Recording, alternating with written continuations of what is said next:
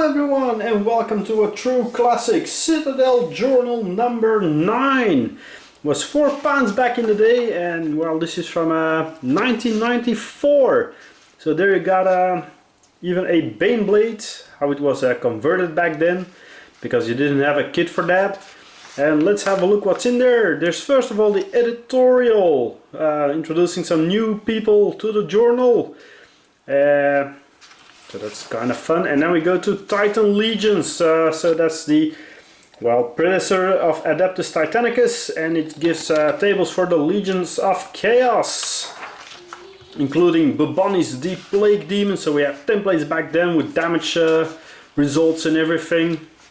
His damage tables and how to make him. So conversion guide, pretty cool. So he was like a greater demon. There were some Titan Legion maps for the Nurgle forces. Before we go to Manowar, another game from long time past. It was a naval game.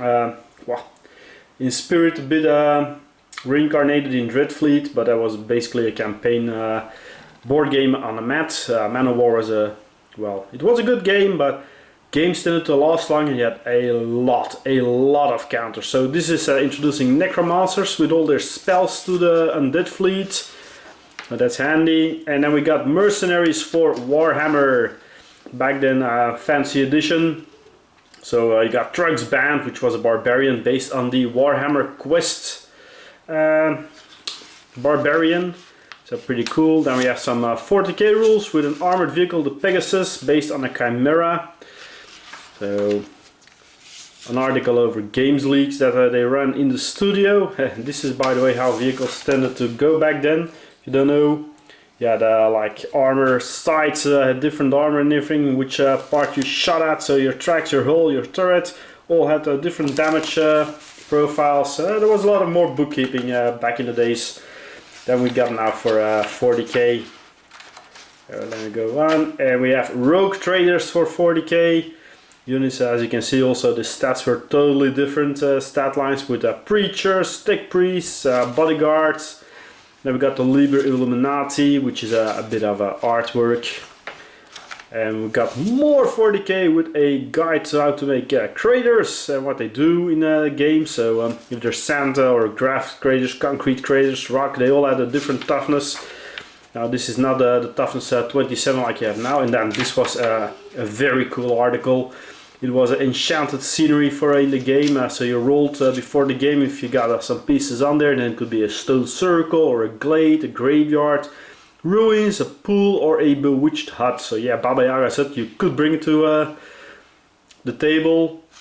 And the effects that it did all. So yeah, graveyards, how to build a few. There were some hints at that as well. Most are pretty simple to build, like a magic pool or some standing stones. But yeah, that was a cool scenery rules. We used them back then in some casual games as well. So that was always a nice thing to have. Then there's a scenario for Ultramarines and Eldar, the Vengeance Cave. So it was basically, you had a bit of a clearance that you had to fight through. You got your armies that were used for that scenario. And then we go to Blood Bowl with some new star players. Still in the same style as they are. So Valen Swift and Doomgreen Quick Stride and Clearwater Everglade. So there we have them. The cards for the star players. A Dwarf Runner, always fun. Zorn Uzkrak was a Chaos Dwarf. Block Tackle Fix Called Mighty Blow. So basically a Chaos Dwarf blocker. You could see also the stats were back then a bit different for all. But yeah, you also had fun tongue-in-cheeks like Eric Cantona. A human blitzer with Dirty Player, Block and Mighty Blow, and a special rule called the Cantona Kick. Guess where you got that one? So those were fun things. Epic Space Marine, that's what's now called Adeptus, Legion Imperialis.